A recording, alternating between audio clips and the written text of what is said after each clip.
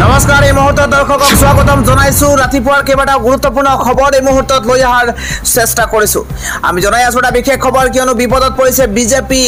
এবাৰ খুৰ খলাইছে চন্দ্ৰবাবু নাইডুৱে মুছলমানৰ সংৰক্ষণ নিশ্চিত এবাৰ অন্ধ্ৰ প্ৰদেশত আমি জনাই আছো এটা বিশেষ খবৰ নীতিশ কুমাৰৰ পিছত চন্দ্ৰবাবুৱে খলাইছে খুৰ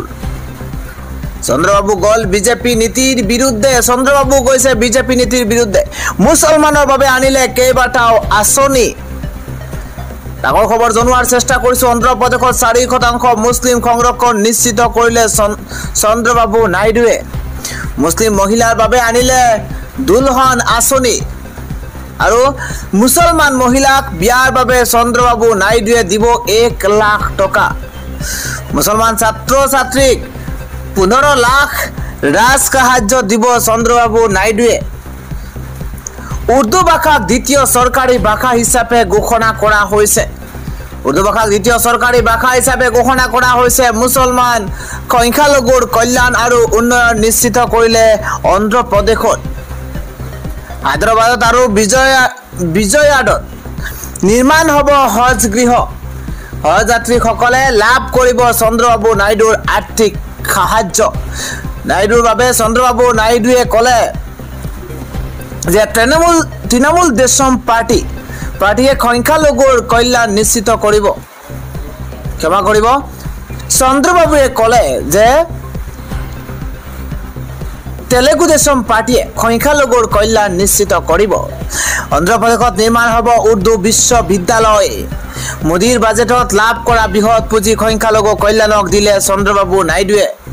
নাইডুৰ এই আঁচনি ঘোষণাৰ পিছতে পুনৰ ৰাজনীতিত লাগিছে হৈছৈ এনডিএ থাকি মুছলমান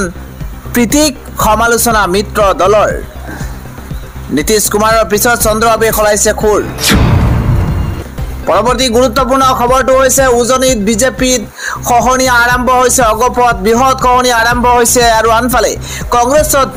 যোগদান কৰিছে শতাধিক লোকে জনাই আছো ৰাজনৈতিক এটা গুৰুত্বপূৰ্ণ খবৰ অসমত শক্তি বৃদ্ধি পাইছে কংগ্ৰেছৰ বৃহৎ ৰেলীৰে কংগ্ৰেছত যোগদান শ লোকৰ গৌৰৱ গগৈৰ উপস্থিতিত উজনি অসমত কংগ্ৰেছত বৃহৎ যোগদান কাৰ্যসূচী দেখিবলৈ পোৱা গৈছে আৰু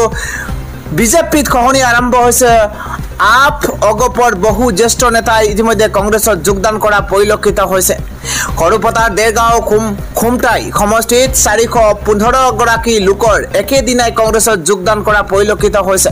আৰু বৃহৎ যোগদানৰে কংগ্ৰেছত ভেটি সুদৃঢ় কৰাৰ লক্ষ্য অসমত শক্তি বৃদ্ধি পাইছে কংগ্ৰেছৰ পৰৱৰ্তী আন এটা গুৰুত্বপূৰ্ণ খবৰ হৈছে হিমন্ত বিশ্ব শৰ্মাৰ